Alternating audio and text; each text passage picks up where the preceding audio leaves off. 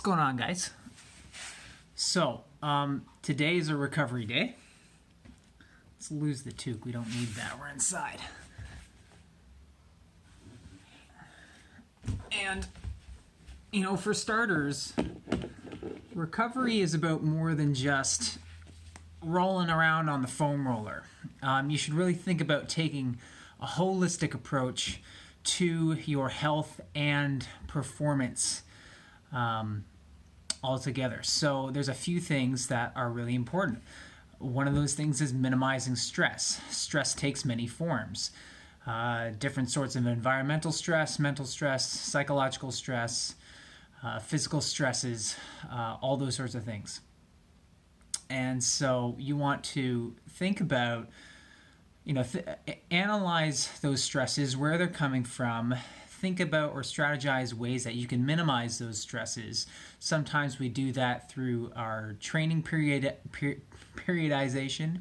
So, for example, not just going at 100% all the time.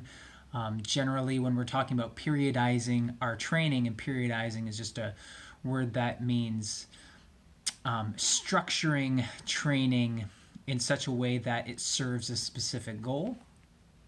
And so when we periodize, we generally want to undulate our intensity levels so that we give ourselves ample opportunity to be able to recover and adapt to those stresses. Because that's really how our bodies work. We introduce stress and then we adapt to stress. But we need a period of recovery in order for that adaptation response to occur. And if we don't have sufficient recovery time, and we jump in too quickly or too intensely with our next bout of training or whatnot, then our recovery is impaired and our adaptation response, so the actual process of getting stronger from that stress, doesn't really happen.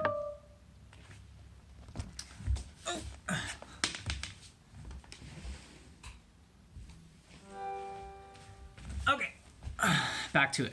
All right. So that's what I mean when I talk about minimizing stresses. The other thing would be hydration. Hydration sounds like, you hear about hydration all the time, but it's actually pretty important. So much so that even 0.5% of dehydration can impact your performance. So, finding strategies, little actions throughout the day that will help you stay hydrated is important. And one thing that we've noticed with different hydration protocols and hydration studies is that by the time you notice your thirst, by the time you have a thirst response, you feel thirsty, that's probably too late. So we want to be very proactive with our hydration, especially if we're training that day. We want to be hydrated before the activity occurs rather than trying to supplement that after the fact. Sleep protocols. You want to get, generally speaking, I've read a bunch on sleep and its effects on our health, our performance, metabolic implications, so how sleep correlates with and affects our body weight regulation, that sort of thing. But generally speaking, I would say across the board, we're looking at, you want to get hopefully above 6 hours. So for some people that may differ because we are individual, but greater than 6 hours is going to be really important. The more rested you are, the more focused you'll be, the more alert you'll be, and the better training you'll be able to get in. And of course, the more sleep you get, that means the better recovery you're getting, which means the better adaptation response you're getting. Treating soreness, which is largely what we're going to be focusing on today, is trying to address soreness and restrictions, physical restrictions in our body. We'll use some different techniques of stretching and rolling and stuff like that. And then nutrient check. There's something that I do with my nutrition clients where I like to have them, at least for a certain period of time at a given stage in their development as an athlete, I like to have them at some point in time do some journaling, do some food journaling, preferably through MyFitnessPal. And though it's not a perfect system because the database isn't super reliable, and oftentimes, even though the macros may be put into the database, not necessarily the micronutrients will be updated appropriately for those different selections. But I like to get them to input their food in MyFitnessPal, and then we can take a look at the end of the week at, okay, how's your average calcium levels? How's your average vitamin C levels? How's your average iron levels? And that's just a nice weekly check that you can do to be like, I might be deficient, chronically deficient in one or more of these micronutrients. So therefore, for me, it might be a good idea to supplement with these micronutrients, with these particular micronutrients, to make sure that it's not negatively affecting my health or performance. And I would say that that's about as deep into it you need to get. You don't need to get super specific, or you don't need to go overboard with the vitamin stuff. Okay? All right, so today let's work on a little bit of stretching first. Actually, let's not do the stretching first. Let's do some rolling first. And you're going to hate this one. This is my standard leg quad matrix that I do. And let's go through the motions here. All right, so you've got a roller. I've got the heavy-duty firm one with all the little bumps and stuff that makes it nice and extra painful. But basically all I want you to do here is we'll go both legs on the roller. Let's adjust that position so you can see better.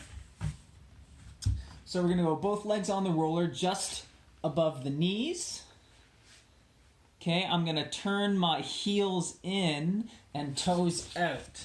So heels in and toes out. You can see how much more rotation I have on my right side than my left side already. So we're going to go on the thighs, heels in, toes out, so that we're getting onto the vastus medialis, that inner portion of the quad muscles. And we're just going to go up and down about 5 or 6 inches or so, just hitting that one spot, which tends to get a little tender, especially if you do a lot of leg work. So we're just starting basic right now, just rolling back and forth, with particular attention to that spot. Okay, let's relax that foot position, and we're just going to do the whole of the thigh. So all the way up, all the way down, we have a relaxed foot position now. So just rolling over the top of the thighs there. Okay, we're going to do a little bit of tack and stretch. So, again, roller just above the knees. I'm going to pull my heel to my butt and back down. And then I'm going to do the same thing with the other leg, heel to butt, back down. And I'm going to alternate back and forth here. I want to make sure I'm not drooping too much in my low back. I'm trying to keep my abs engaged to make sure that I'm not putting too much pressure on my lumbar. So it's back and forth, back and forth. And I want you to gradually bring that roller up the thigh as you do that. But I would say do about 3 heel to butts per leg before you adjust your position. And we're just going to gradually bring this roller up towards the hips.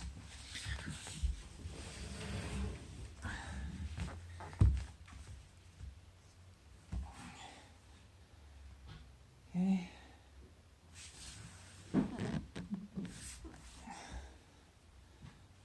So heel to butt, back and forth. And every 3 reps or so, we're going to adjust that roller position.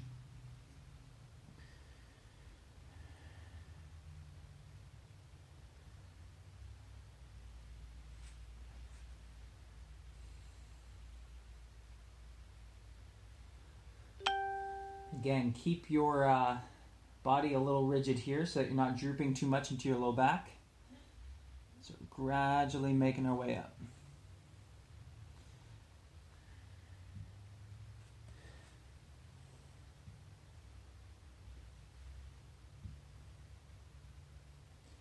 I'm almost as high as I can get here.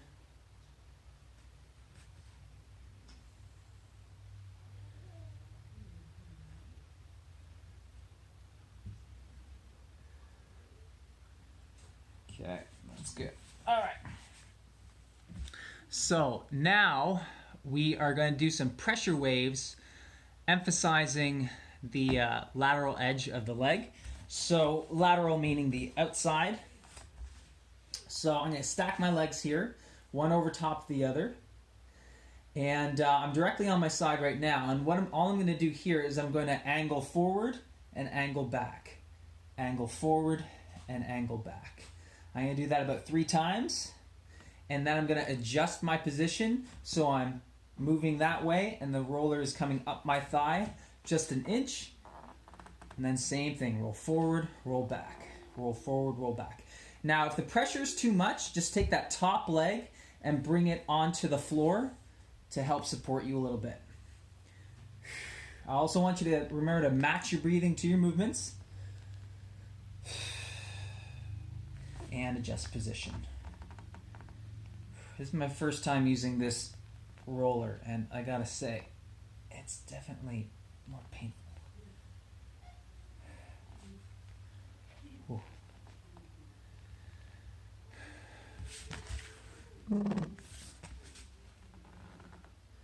And again, we're just gradually making our way up the thigh.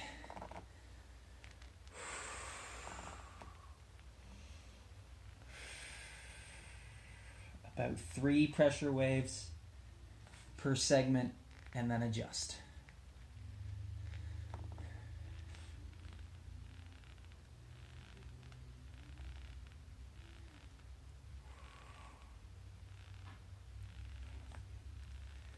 When you get high enough up the thigh, you can get to a point where you can just let that foot rest on the floor. And that's going to help you take some pressure away.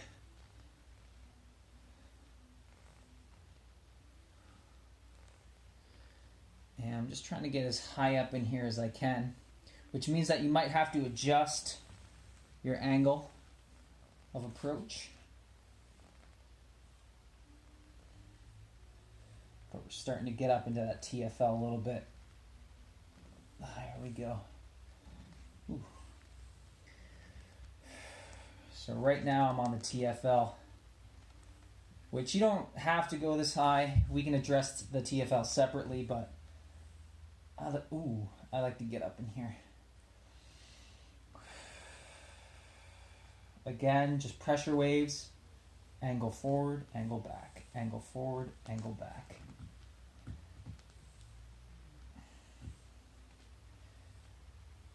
Okay, that's good. We're going to switch sides.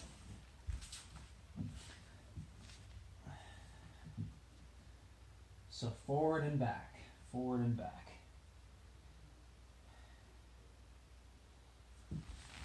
I'm going to adjust that position. That is brutal.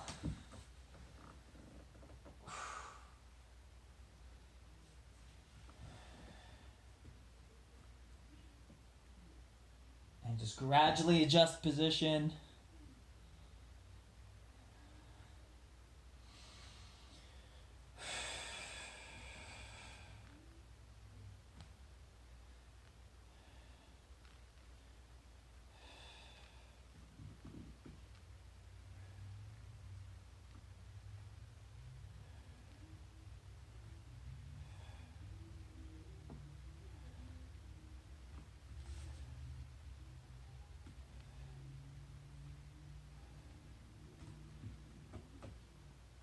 Also think about keeping your hips extended during this.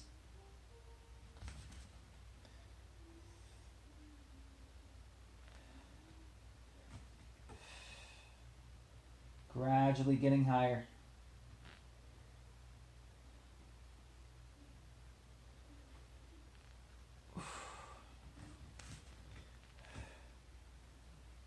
I need to build my tolerance back up to this guy. And as you get up towards the pelvis, we want to angle a little bit so that we're going to angle a little bit more in the front, because otherwise you're going to be riding onto that greater trochanter of the femur, which is not where we want to be. That's not going to feel comfortable, and it's not going to do anything anyways because there's no tissue left there. So we're a little bit more on the front now as we get higher up. And we're headed toward that TFL.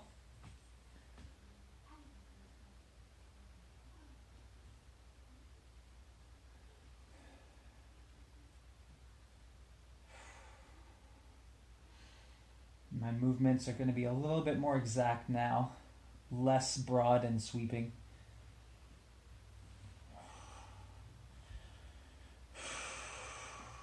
Always remember to breathe.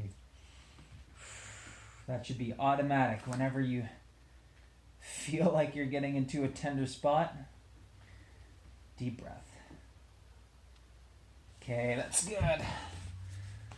All right, you guys probably thought that was hard and didn't feel very good, and maybe like that was the hard part, but that was the easy part. Now we're going to do the hard part. So now we did the pressure waves. We're going to come back to that same starting point, so on the side of the leg just above the knee, but we're going to do some tack and stretch now. So just above the knee, and I want you to actually angle forward a little bit. So I'll show you from a slightly different angle here. Okay, so this is me directly on the side, and I want you to angle a little bit. Okay, so we're not going all the way over, just angled a little bit. And if you can visualize the IT band, I want you just slightly ahead of it. So basically on that border where the muscle belly marries up with the IT band. That's where I want you to be.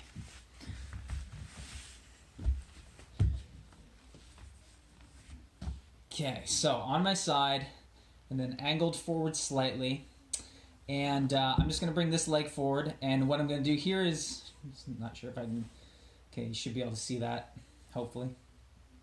So I'm just pulling my heel to my butt, and that's elongating that quad muscle. You're going to feel that friction, and it's going to present as some kind of neural pain. Pain's maybe a strong word, but like neural discomfort. So it's going to be very acute. So about 3 of those, and then you're going to shift down so that the roller moves up.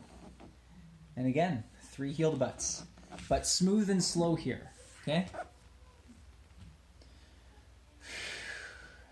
And I want you to emphasize keeping those hips extended forward, okay?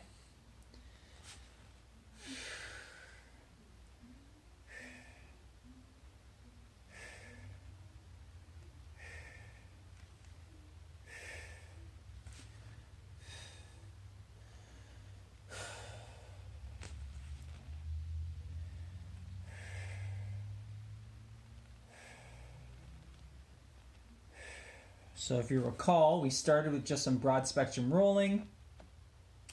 We did some heel to butts in a forward facing position. Then we moved to one side and did some pressure waves. Same thing other side. And now we're doing heel to butts from the side. Oh. Try to keep your face relaxed. Just gonna lighten this up a bit.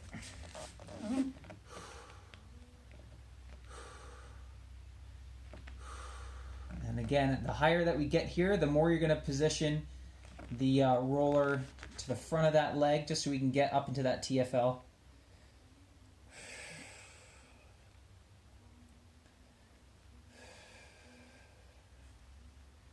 Heel to butt, heel to butt. Keep those hips forward.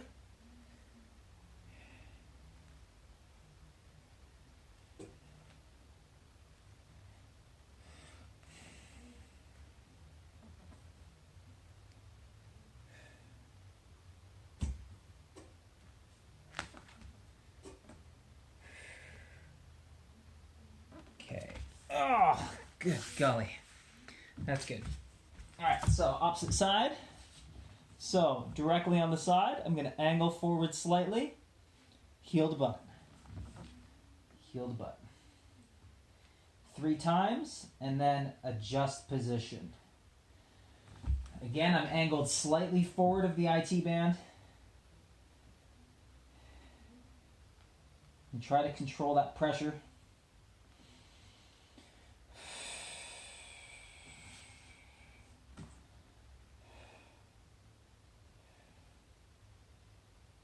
Sometimes I like to do a combination roll and tack and stretch. So I'll roll and stretch and then come back to that original position. Roll and stretch, come back, roll and stretch, and then new position.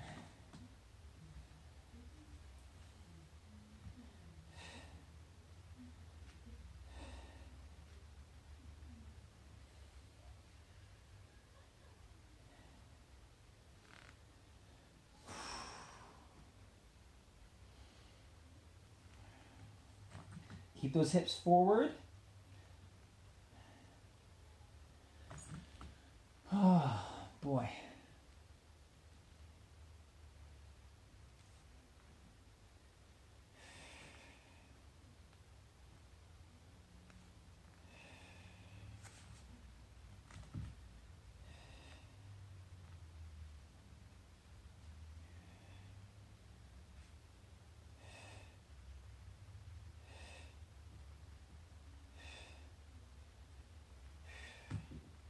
Gradually making our way up.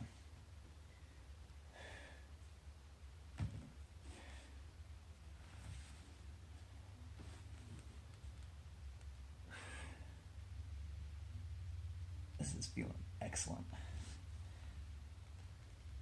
And getting up into that high hip, trying to get towards that TFL.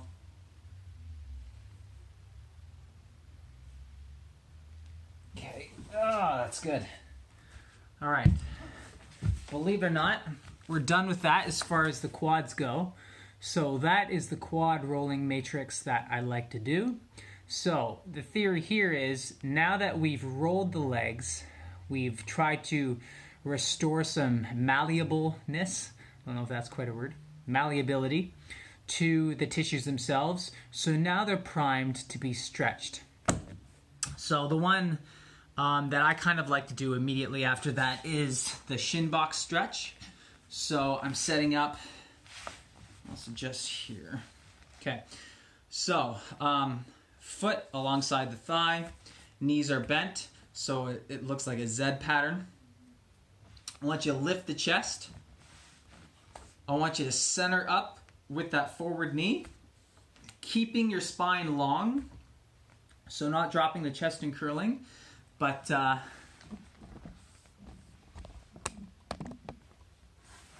keeping the spine long. You're gonna fold at the waist. Try to keep your weight back though. So I'm using my hands to kind of keep my weight back instead of feeling like all my weight's just coming forward over my leg. I'm thinking about maintaining arch through my back. The less slack I have in the spine, the more stretch I'm gonna get across the hip, which is what I'm looking for. So stay long through the spine, gradually bring yourself down.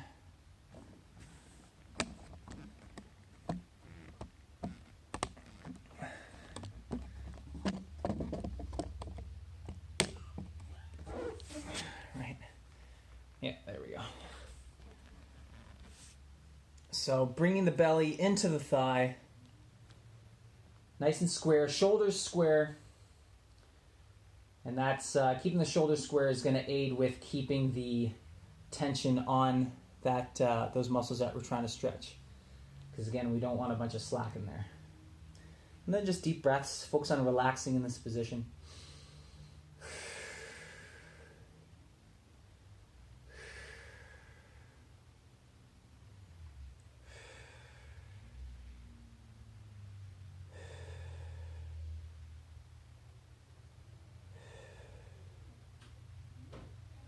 Okay, that's good. We're going to come up.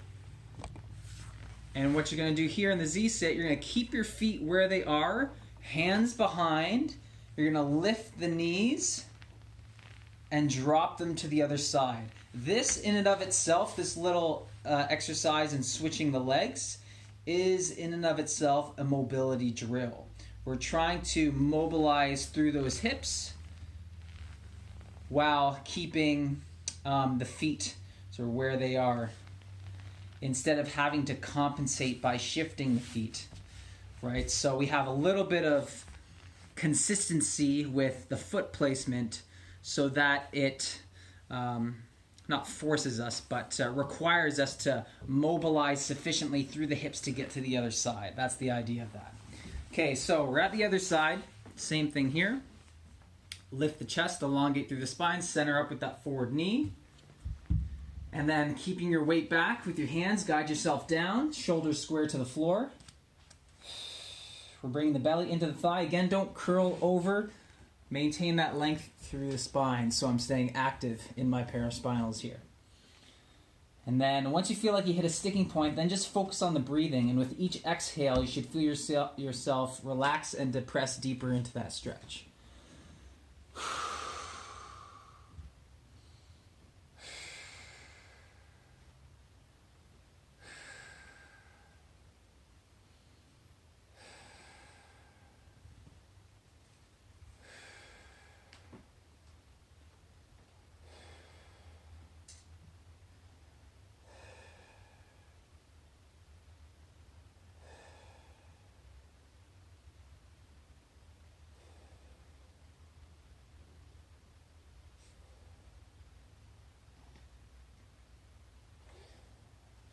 Okay, that's good. All right. How are we doing for time? Yeah, so we'll just review what we did. So today we were working on releasing tension from the legs, specifically the quads here. We didn't really do any focusing on the hamstrings or the calves, or really for that matter the glutes. There's lots of different things that we can do for those, which we'll do at another time. But today we were focusing on that quad rolling matrix, which we started with some broad spectrum rolling. So just rolling back and forth the traditional way, which you tend to see most people do when they hop on a roller. It just seems very random and not very focused. That's the kind of rolling you usually see people do. But I want you to think about being targeted with your rolling.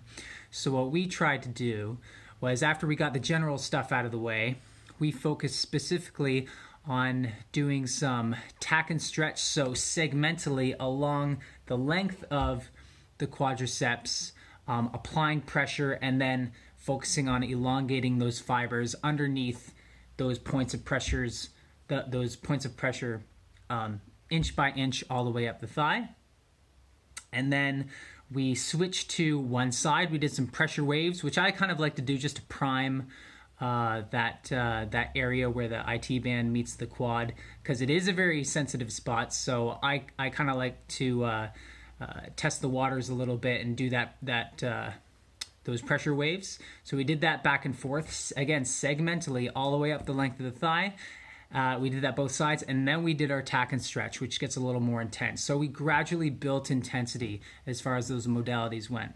And then, because we just went through all that time trying to increase malleability to the tissue, trying to soften it up, create some suppleness, then we were ready to do some stretching, and that's what we did. It wasn't a particularly targeted quad stretch, although you can definitely do that.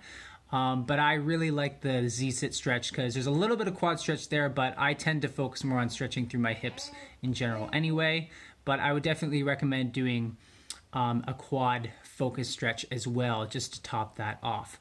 Although for me, I tend to like to do the quad stretching following up, following like a psoas smash rather than a quad smash myself.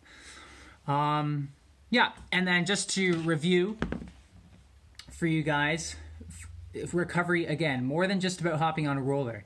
Think about minimizing stress. Think about your hydration. Think about getting enough sleep. Think about, of course, treating soreness, which is what we did today. But that can take other forms too, such as like using ice therapy through the week. And the occasional heated bag, that sort of thing. And nutrient check, which, again, my suggestion is do some journaling through MyFitnessPal. Do that for at least a week, and at the end of the week, go into your micronutrient report and look at the week rather than a specific day, so it can give you like a 7-day report, and take a look at your chronic levels of some of the nutrients that are particularly prone to deficiency, things like iron, things like vitamin D, things like calcium, all those things. And if you are deficient in any of those on a chronic basis, so I would say I generally follow it. Like, I'm not a dietitian, but I generally recommend to people that if you're hovering around 60% or less of your RDA on a chronic basis, you'll probably want to think about supplementing. Okay, guys, if you have any questions, feel free to either message in the comment section or send me a direct message. All right, we will catch you guys next time.